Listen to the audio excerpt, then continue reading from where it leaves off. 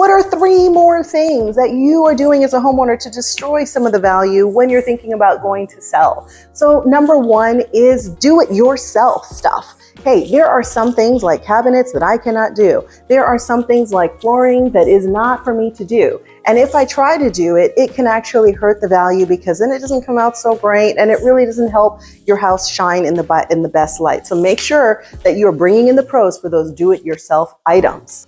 That kind of rolls into the next point, which is unpermitted structures. Guess what, guys? There are some times that, yes, you want to extend, yes, you want to add on, but if the buyer goes on or the inspector says, hey, there's additional square footage here that is not recorded, they immediately get scared. They're like, is somebody going to come after me? Code enforcement? Am I going to be taxed higher? So make sure that everything that you're doing in your home has the right permits so that you don't scare your buyers away. Number 3, energy improvements, especially for us who have those older homes that we love so much. Make sure you're adding in that insulation. Make sure that you are upgrading your AC. So that way you can say, yeah, my house is older, but my utility bills are low. So those are the 3 things. If you want more advice, drop in there a dream home planning session. I'd be happy to plan with you on how to get your home sold for top dollar.